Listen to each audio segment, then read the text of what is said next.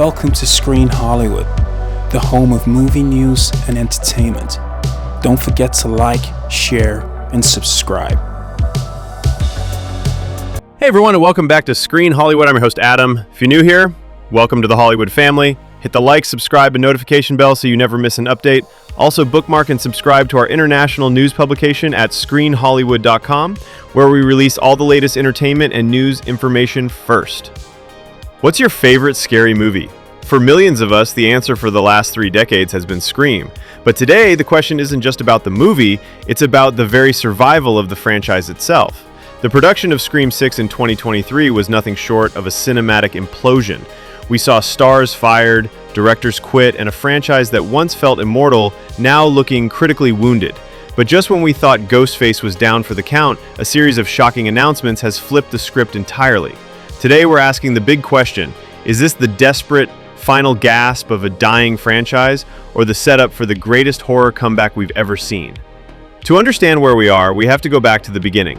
Back to 1996. The horror genre was in a slump, drowning in tired sequels and uninspired slashers. Then, a horror legend, the one and only Wes Craven, changed the game forever. Scream wasn't just a movie, it was an event. It was new, it was fresh, and it was whip-smart. It deconstructed the very tropes that had made the genre stale, all while delivering genuine scares and an iconic new villain.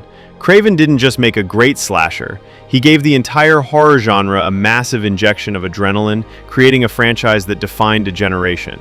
But since the tragic passing of the master, Wes Craven, it feels like the franchise has been stuck. The horror industry has evolved. We've entered a new golden age with inventive, original stories from franchises that push the boundaries of fear. We've seen the intricate shared universe of The Conjuring, the unpredictable psychological terror of Barbarian, and the high-concept dread of Final Destination, which we covered in an earlier video, so definitely check that out after this. Against these modern titans, the Scream franchise, as much as we love it, has started to feel tired.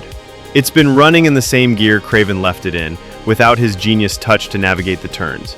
And that brings us to the recent requel era, which culminated in the utter chaos of Scream 7's pre-production. Let's be clear, Scream 6, released in 2023, did below average numbers in the box office, and behind the scenes, the foundation was cracking. The star of the franchise, the original final girl Sidney Prescott, was missing. Neve Campbell famously refused to join the cast for that outing due to a pay dispute that she felt was disrespectful to her legacy. Many fans argue her absence was a gaping hole in the film's heart, a sign that the studio, Spyglass, was putting profits ahead of the story's soul. Then, the wheels came off completely for Scream 7. First, Melissa Barrera, one of the new leads, was publicly fired by Spyglass over social media posts. The very next day, news broke that her on-screen sister, played by rising superstar Jenna Ortega, was also out, citing scheduling conflicts. In the span of 24 hours, the franchise lost both of its new main characters. The director, Christopher Landon, who had been passionately attached to the project, eventually walked away too, stating that the project had become a nightmare. The franchise was in a death spiral. No stars, no director, and a fan base in open revolt. For a moment, it truly looked like Ghostface was dead for good. But then, the phone rang. Spyglass initiated a desperate plan, a nostalgia-fueled Hail Mary to save their biggest property. First came the bombshell announcement we had all been waiting for. Neve Campbell is officially back as Sidney Prescott. She announced it herself, confirming that the studio had come back to the table and made her an offer she felt was respectful. Sidney is coming home. For fans, this was the first piece of good news in a sea of disaster. But the rumors didn't stop there. Sources inside the production began claiming that Spyglass was looking to bring back even more legacy characters. And this is where things get really wild. Whispers started getting louder about the return of David Arquette as the lovable, goofy Dewey Riley, and, get this, the return of Matthew Lillard as Stu Macher, one of the original killers from the 1996 film. Now, you might be thinking what I was thinking. Wait a minute, they're both dead. Dewey was brutally killed in the 2023 film, and Stu had a television dropped on his head. And you're right, but our sources have stated that the plan is to bring them back in flashback sequences. This opens up a universe of possibilities. Could we see flashbacks to the events surrounding the original Woodsboro massacre from a different perspective, perhaps exploring the planning stages between Billy and Stu? Could Dewey appear in visions or old home movies offering posthumous advice? This strategy, while potentially risky, is a clear sign that the studio understands the franchise is desperately missing its heart and history. The franchise is desperately missing Wes Craven, and since it can't have him back, it's doing the next best thing, bringing back the characters he made immortal.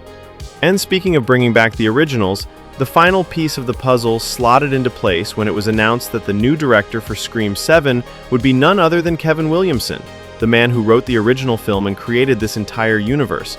So, where does this leave us? Is this the most brilliant course correction in modern horror, or a desperate attempt to patch a sinking ship with nostalgia? The truth is probably somewhere in between. On one hand, bringing back Neve Campbell and putting Kevin Williamson in a director's chair feels like a genuine effort to honor the legacy of Wes Craven. Williamson knows these characters better than anyone. He is the only person who can legitimately claim to be the custodian of this world. On the other hand, the rumored returns of dead characters feel like a high-stakes gamble. If done poorly, it could feel like cheap fan service. The horror industry has evolved, and if Spyglass wants Scream to compete with the big dogs, they need to do more than just remind us of the good old days. They need to innovate. They need to be bold. They need to recapture the sharp meta commentary that made the original so groundbreaking. The fan base has been fractured. Many have left the building disgusted by the production drama. Scream 7 now has the monumental task of not only delivering a great movie, but earning back the trust and goodwill of the very people who kept this franchise alive for nearly 30 years. It's a tall order, but for the first time in a long time, there's a glimmer of hope. With Sidney Prescott back and the original creator at the helm, maybe, just maybe, they can pull it off. But I want to know what you think. Is bringing back Neve and potentially Stu and Dewey enough to save Scream 7? Or is this just putting a Band-Aid on a much bigger problem? Let me know your honest thoughts down in the comments. As always, if you enjoyed this breakdown, make sure to hit that like button, subscribe to Screen Hollywood, and ring that notification bell so you don't miss any of our future updates. I'm Adam, and I'll see you at the movies.